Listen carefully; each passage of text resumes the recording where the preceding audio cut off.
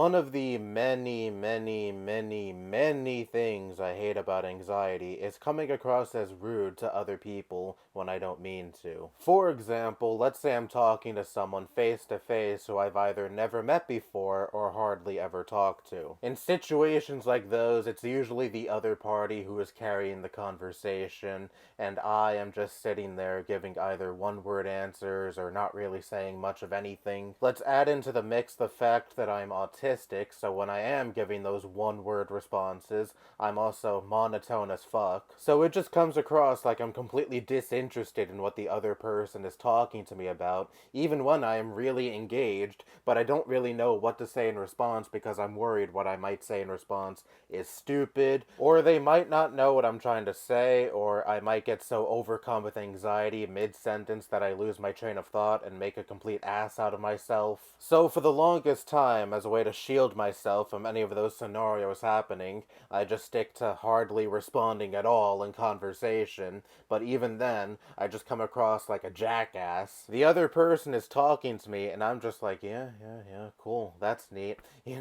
I just come across like I'm desperate for the conversation to be over, rather than actually being engaged. This was more of a problem in middle school and high school. College, I actually did try to engage in real conversations with other people. So I feel like I've improved in this regard, but there were times when I was like this where people were like, okay, fine, if you're so disinterested in what I'm saying, then I may as well not waste my time talking to you. Or I noticed that person just up and suddenly stopped talking to me, and I would wonder why. It took a bit of introspection, but then I realized, oh, it might be because I come across as a dick who can't be bothered to talk to this person, so no wonder they stopped talking to me. And I'm not trying to say how dare these people not speak to me anymore, because honestly, if I was talking to someone and they gave me these seemingly disinterested responses back, I probably wouldn't want to speak to that person anymore either. Especially since I'm already a very self-conscious person, like for example, if I'm in a text-based conversation with someone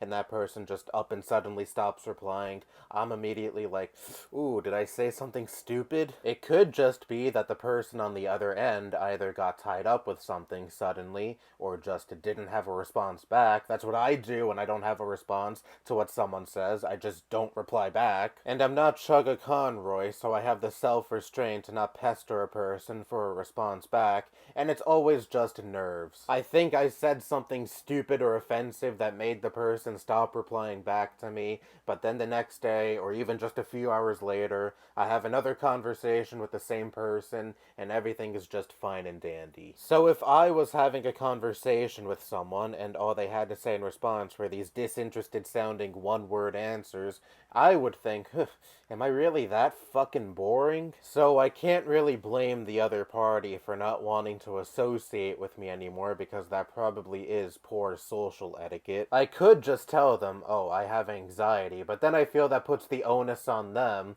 and makes them think that they're unapproachable in some way, because there is something inherently about them that gives me anxiety when talking to them, when that is not the case. I'm like this with a lot of people that I've either never met before or don't talk to that much. Is this me overthinking? Overanalyzing, separating the body from the mind. Yeah, almost certainly. Well, overthinking and overanalyzing at least. But welcome to having social anxiety, where you overthink everything meticulously because you are so petrified of human interaction. This isn't just limited to conversations too. This past Saturday, a cousin I hardly ever see came by. The last time I saw him was probably when my grandmother was still dying in the hospital, so almost 4 years ago before Saturday. I shook his hand and said hi to him when he came into the house, but the way I pulled away from the handshake I feel could be interpreted as rude, because it was very quick and abrupt, like I didn't like that I was touching his hand, or I didn't like that he was there, I couldn't be bothered to say hi to him. Now you may be thinking, oh, you're just overthinking that, because no one commented on this, but I have been called rude for doing similar things in the past. For example, I have a cousin that lives in another country that comes and stays with us sometimes for an extended period of time. She's supposed to come again this year in, I think, May,